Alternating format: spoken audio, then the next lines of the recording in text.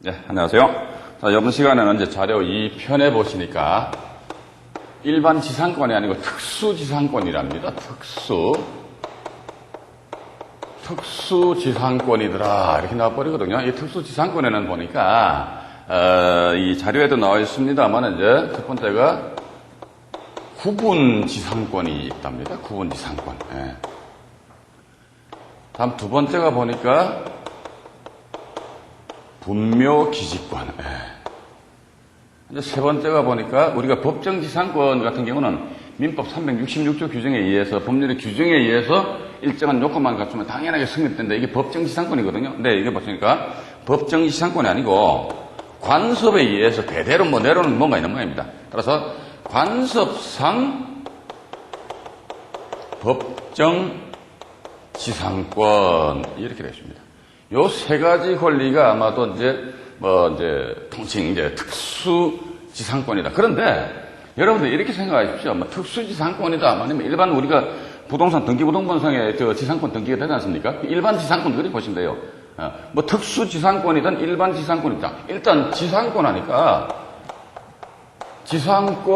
용어 너무 목숨 걸지 마시라고 그랬습니다. 지상권 뭐지? 지상에 대한 권리다. 지상에 대한 권리인데 어떤 권리지? 남의 땅이죠. 항상 타인입니다. 남의 땅에 대한 뭐다? 이게 사용하고 뭘 어떻게 수익할 수 있는, 사용하고 수익할 수 있는 권리다. 이렇게 여러분들이 개념 정리를 하시면 아주 간단하게 이해를 하실 수 있단 말이죠. 자, 그 정도 보시면서 이 자료 1번에 보시니까 이제 구분 지상권 이렇게 나와요. 우리가 일반적으로 부동산 등기부등본상에 표시되는 지상권 또는 이제 뭐 있습니까? 이제 법정 지상권 또는 보니까 이제 관습상의 법정 지상권 또 뭐 있죠? 이제 관습상의 법정 지상권하고 이 분묘 기지권이 있습니다.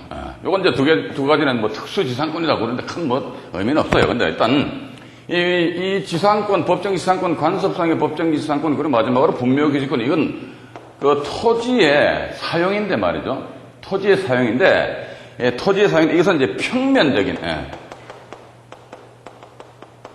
평면적인 이용 관계입니다. 이용 관계, 그죠? 맞잖아요. 지상권 하니까 남의 땅 지표입니다. 지상에 대한 권리다. 법정 지상권 역시 마찬가지. 건물이 토지에 대한 어떤 그 법정 지상권을 가지고 있다 하더라도 땅 그 지표 지상에 대한 그 사용 수익권이란 말이죠. 평면적인 그런 그 이용 관계인데 여기에서 이제 우리가 구분 지상권 이거 뭐다 그렇게 이제 또 건축 기술이 발달됨에 따라 가지고 내 땅 위에 예를 들어 고가도로가 지나간다든지 아니면 내 집 밑에 보니까 갑자기 지하철이 뻥 뚫려가지고 지하철이 이제 왔다 갔다 한단 말이에요. 이러다 보니까 건축 기술 등의 발전에 의해서 이제 토지가 뭐다? 그전까지만 해도 평면적인 이용 관계에서 이제 입체적인 이용 관계에 이런 그 경우가 발생될 수가 있습니다. 자, 그러면 내 땅 밑에 뭐가 지나간다. 지하철이 지나간다.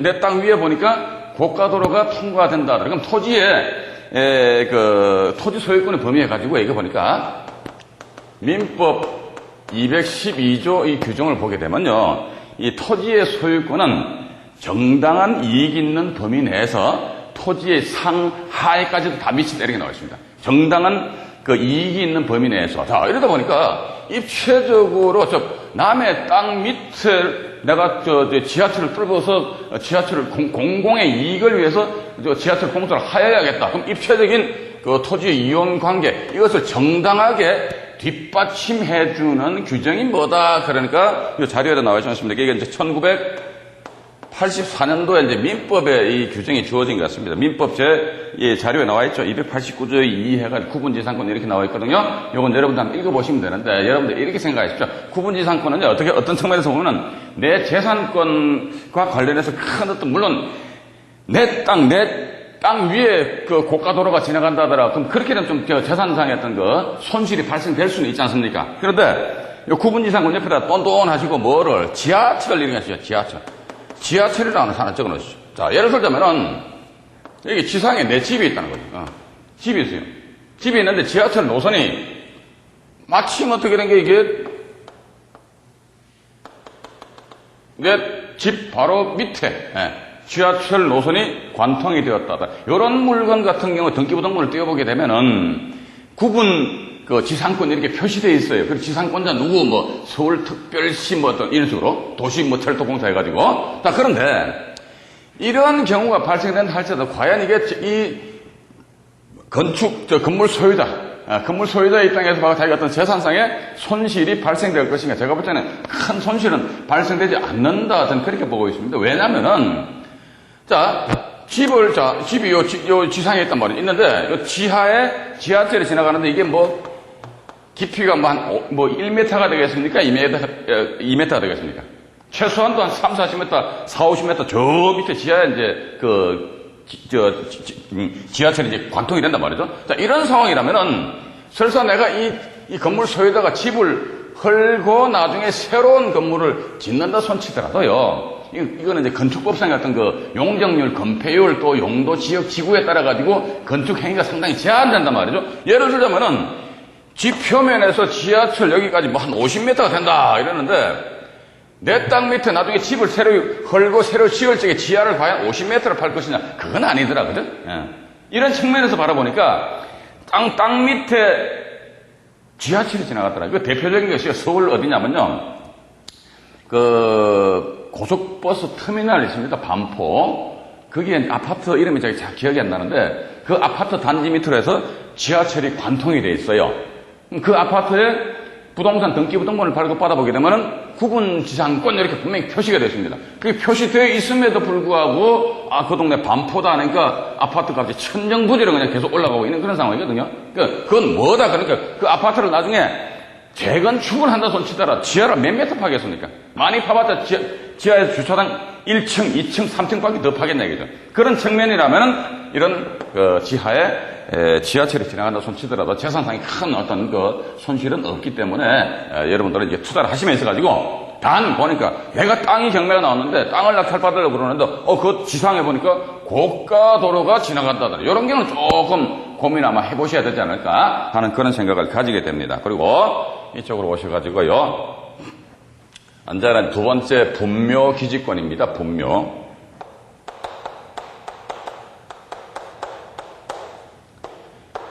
분묘 기지권도 어떤 면에서 보면 이제 관습에 의해서 인정된 지상권이더라 이렇게 보시면 됩니다. 왜냐면 이게 이 땅이 있는데 여기 지상에 봉분이 있단 말입니다. 봉분이 있다 하더라 이랬을 경우에는 소위 이제 죽은 사람의 후손 땅이라면은 그죠?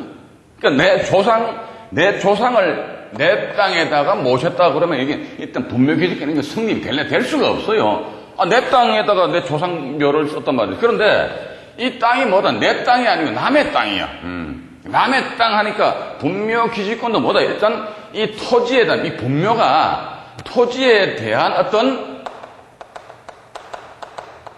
평면적 맞아? 평면이잖아요. 평면적인 어떤 이용관계 일단 그렇게 보셔야 됩니다. 근데 남의 땅에다가 내 조상묘를 모셔놨다 했을 경우에 이 봉분 분묘가 이 땅에 남의 땅에 대한 적법한 사용하고 수익할 수 있는 권리가 있느냐 있으면 이거 뭐다 분묘 기지권 해서 일종의 지상권과 같은 타인 토지에 대한 뭡니까 이거 역시 사용하고 수익할 수 있는 그런 권리다 이렇게 여러분들 보시면 될 것 같아요. 자 그런데 분묘 기지권이 성립되는 그런 경우는 우리 저 자료에도 나와 있습니다만은 첫 번째 보니까 이 토지 소유자의 승낙을 토지 소유자의 승낙을 받아가지고 분묘를 설치한 경우 또 두 번째 보니까 토지 소유자의 승낙을 받았다 그러면 두 번째는 토지 소유자의 승낙을 받지 않고 말 그대로 야밤에 말이죠. 야밤에 남의 땅 이게 보니까 풍수상 상당히 그 명당 자리다 해가지고 밤에 그냥 조상묘를 썼다는 겁니다. 근데 이게 보니까 20년 동안 이렇게 나왔어요. 20년 동안 20년간 평온 공연하게 분묘를 점유하였다면은 그때는 뭐다 이게 오히려 이 분묘의 후손 이 후손이 이 토지 소유자에게 큰 소리를 칠 수 있다 하더라고. 왜? 나는 내 조상묘가 말이지 당신 땅에 대한 이런 분묘 기지권을 가지고 있어. 여기 이제 분묘 기지권이 성립되는 그런 요건입니다. 세 번째 보니까 원래는 자기 땅이었어요. 요 분묘의 후손 땅이었습니다. 예. 후손 땅이었는데, 이 땅을 말이죠. 땅을 누구한테 매매를 해, 팔아요. 팔면서 조건이 옵션을 깎답니다. 어떤 옵션이냐, 그러니까, 내가 땅을 당신한테 파는데, 그런데 이 지상에 우리 조상 묘가 있는데 말이지, 이 묘 요거를 어떻게, 이건 이제 관섭상의 법정지상하고 또 비슷합니다. 묘를 철거하지 않는 그런 조건 하에서 네 땅 살래 말래. 그러면 이 사는 사람이, 그걸 알았다. 이 지상의 묘를 철거하지 않는다는 전제 하에서 내가 이 땅 살게. 이렇게 하게 되면 분묘기지권이라는 권리가 덜커덕 성립이 되어버립니다. 자, 나아가서 이게 분묘기지권은 말이죠. 이것도 제가 아마 지난 시간에 간단하게 말씀드린 것 같은데, 우리가 이제 법정지상권이라든지 또는 관섭상 법정지상권 이런 경우에 있어서는 존속기간이 있습니다. 최장 30년 이렇게 나와요. 지상의 건물의 구조에 따라 가지고 그러니까 30년, 15년 이렇게 나눠지는데, 그런데 묘가 그 땅에, 남의 땅에 대한 사용하고 수익할 수 있는 그런 권리가 있는 분묘 기지권의 경우에 있어서는 그 분묘 기지권의 존속 기간은 없습니다. 즉, 뭐다 이게? 분묘가 존재하는 한은 계속적으로 분묘 기지권은 이제 쳐다봐가지고 그 땅을, 남의 땅을 계속적인 사용을 할 수가 있다더라. 그렇게 여러분들 보셔야 된단 말이에요. 그러면 이거 보시니까, 그럼 여기 법정지상권이나 관섭상의 법정지상권 요구하고 또 분묘기지권에서 요 또 차이점을 말씀드린단 말이죠. 그 지상에, 이게 법정지상권이라든지 관섭상의 법정지상권이라는 것은 그 지상의 건물이 땅에 대한, 남의 땅에 대한 적법한 사용수익권 이렇게 나오거든요. 그러면 예를 들어가지고 이 지상의 건물이 이 땅에 대한 적법한 사용수익권을 가지고 있다 치자 이겁니다. 그런데 아이고 보니까 어느 날 갑자기 건물을 태풍성에 와서 건물이 멸실되어 버렸어. 멸실되었는데 멸실되었더니 이 건물은 땅에 대한 적법한 사용수익권을 가지고 있다는 겁니다. 적법한 사용수익권을 가지고 있더라 하게 되면 멸실되더라도 나중에 다시 어떻게 세례 띡 해서 신축할 수 있습니다. 멸실되더라도 그 법정지상권의 목적물인 건물이 멸실되더라도 나중에 다시 어떻게 건물을 신축하면은 법정지상권 내지 관섭상의 법정지상권은 다시 부활이 돼버려요. 그런데 분묘기지권의 경우에 있어가지고는 분묘기지권은 어이구 하다 보니까 갑자기 태풍이 와가지고 이 분묘가 샥 없어져 버렸다. 봉분이 없어져 버렸어요. 봉분이 없어져 버린다 하게 되면 그 순간부로 뭐다 이게 분묘 기지권도 어떻게 소멸된다더라. 일단 그렇게 여러분들 좀 정리를 하십시오. 그러니까 위에는 뭐다 살은 사람 산자, 밑에는 뭡니까 죽은 자, 그죠? 산자 사자. 살은 사람 같은 경우는 비록 그 지상의 건물이 멸실된다 손치더라도 다시 나중에 신축하면은 법정지상권 내지 관섭상의 법정지상권은 어떻게 다시 부활이 되다 보니까 법정지상권의 존속기간이 몇 년, 30년이다. 그런다 보니까 한 10년 정도 기간이 지난 상태에서 건물이 멸실됐다 이거죠. 그럼 나머지 20년 동안 기간 남아있잖아요. 그죠? 그럼 다시 내가 건물을 뚝딱 지어가지고 20년 동안 남의 땅을 사용 수익할 그런 권리가 있는데 여기 분묘 같은 경우는 멸실되면 그 순간부로 끝나버린다는 거. 그 정도 여러분들이 정리하시면서 이 내용도 제가 아마 다른 강좌에서 말씀드린 것 같아요. 그런데 지금 제가 여기서 이제 분묘기지권 말씀드린 내용은 어떤 측면에서 보면 이게 성립 요건이라든지 존속 기간이라든지 이런 부분에 대해서 말씀을 드렸는데 이게 법리적인 측면입니다. 물론 이것도 알아놓으셔야 될 것 같아요. 그런데 항상 제가 말씀드리잖아요. 사실적인 관계에 있어서 경매 투자 목적이 뭐냐? 제가 이런 말씀 수없이 들었습니다. 돈 버는 게 투자 목적이더라. 법리적인 해석을 하는 것이 경매 투자 목적은 절대로 아니다. 저는 그렇게 보고 있습니다. 어차피 돈을 벌어야 되니까. 자, 사실적인 관계 이런 측면에서 접근을 한번 해보자. 자, 예를 들어서 말이죠. 법리적인 측면에서 접근하였을 때 내가 땅을 낙찰을 받았는데 그 지상에 봉분이 하나 있어. 이 봉분이 뭐다 이게? 분묘 기지권을 만약에 가지고 있다면 이 분묘는 뭐다 이게? 분묘가 존속하는 한은 이 분묘 기지권은 존속 기간이 없어요. 계속적으로 그러니까 결국은 그 땅은 내 땅임에도 불구하고 그 분묘로 인해 가지고 내가 그 땅에 대한 사용 수익권이 박탈당해 버린다. 이런 측면에서 접근한다면 상당히 깝깝할 겁니다. 그런데 사실적인 관계에서 툭 치고 들어가면서 어떻게 한다 하더라. 분묘 후손들하고 이때는 뭡니까? 삼겹살에 소주 한잔 탁 하면서 대화로 하다 보면 저는 그렇게 봅니다. 그래서 항상 제가 경매는 뭐지 이게? 요거 참 중요한 것 같아요.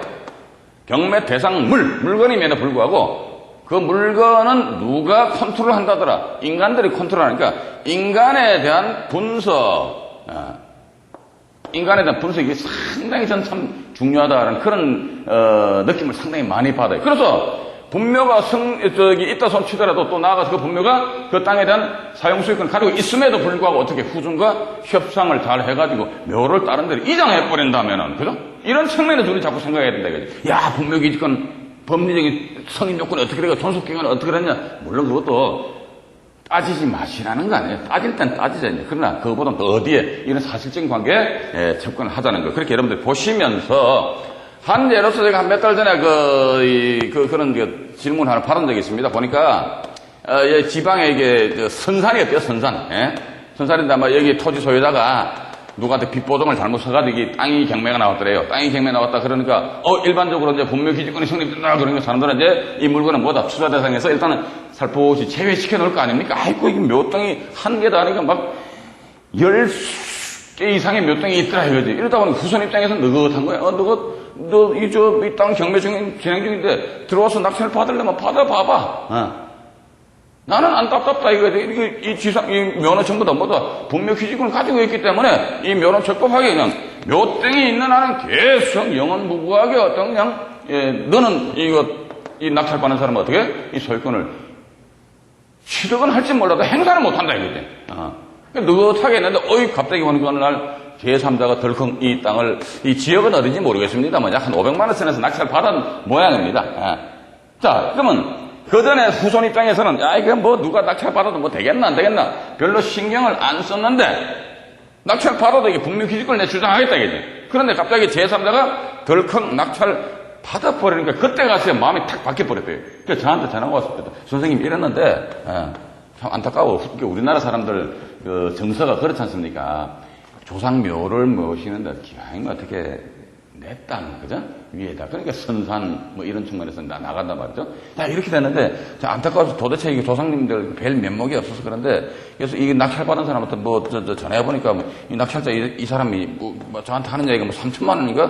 4천만 원에 다시 이 땅을 되사라고 저한테 이야기하는데, 그럼 선생님 이거 사야 됩니까? 말아야 됩니까? 라는 그런 질문을 받았습니다.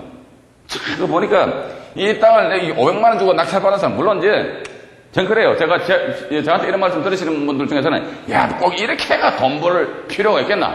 라고 생각하시는 분들, 이런 물건 안 건드리면 돼요. 간단해. 그런데, 500만 원에 낙찰을 받았는데 보니까, 답답다. 누가 답답냐? 그러니까 아마 이 500만 원에 낙찰을 받은 사람, 여기 나름대로 후손에 어떤 사람 인간 분석을 좀 했지 않았겠느냐? 그런 생각을 가져야 됩니다. 답답하니까 전화 주니까 얼마, 3천만 원에 네 땅 사가든지 말든지 네 알아서 나는 안 되면 500만 원 땅에다 묻어놓는 셈 치자 이거지. 단기도 아니고 중기도 아니고 장기에가 나 몇십 년 동안에 땅에다 500만 원 묻어놓겠다 이게. 묻어놓게 되면 언젠간 이 동네가 개발되면 묘도 다시 분묘 개당 공고 등 해가지고 묘가 다른 데로 뭐 낙골당에 가든지 알아서 할 거 아니냐. 이런 식으로 마인드를 가졌던 것 같아요. 그러니까 답답한 게 누가 답답하다니 후손이 답답하다. 그러니까 얼마에 사야 되나요? 그거는 저한테 질문거리가 안 될 것 같습니다. 3천만 원에 사야 되나요? 4천만 원에 사야 되나요? 그건 네가 알아서 하세요. 이렇게 저는 생각을 했단 말이죠. 자, 우리는 여기서 중요한 것은 분명히 분묘기지권 성립됨에도 불구하고 왜 이러한 물건에 대해 사람들이 그것도 이제 극소수의 사람들입니다. 입맛을 왜 다지느냐 그러니까 이러한 사실관계가 나중에 진행될 거라는 전제 하에서 아마 이렇게 이제 이런 물건에 대해서 입찰 참여하지 않았겠느냐 하는 그런 생각을 가지게 됩니다. 그러니까 이거 보셔가지고 여러분들이 조금 전에 제가 말씀드렸는데 이거 싫다. 저는 그렇게 보면 경매 투자는 저는 그렇게 봐요. 다 봐가지고 자기 체질에 맞는 게 있어요. 체질에 맞는 게 있거든요. 그러니까 부동산도 제가 볼 때 궁합에 맞는 게 있습니다. 어떤 분들은 토지와 아주 궁합에 맞는 사람도 있어요. 어떤 사람도 보니까 아파트 아니면 또 다세대 해가지고 각 어떤 부동산 용도별로 궁합에 맞는 게 있더라. 그러면 1차적으로 뭐다 경매 투자를 통해서 돈을 버시려면 말이죠. 또 말씀드리네. 법리적인 측면에서 일단은 충실하셔야 됩니다. 공부 열심히 하셔야 돼요. 그러고 나서 2차적으로 그 부동산에 대한 정확한 가치 분석이다. 나아가서 그 부동산은 누가 컨트롤하지? 이게 사람이 컨트롤하기 때문에 사람 인간 분석을 해버리자. 이런 측면에서 나아가시다 보면은, 요것도 내 체질에 맞는다 그러면, 이것도 투자 대상으로 전 적극적으로 추천을 해드리고 싶은 그런 물건이 해야 된다는 말입니다. 그렇게 여러분들 이해하시고. 자, 다음 시간에는 이제 자료 3번에 나와 있습니다만은, 관습상 법정 지상권이 있습니다. 거기에 대해서 간단하게 말씀을 드리겠습니다. 감사합니다.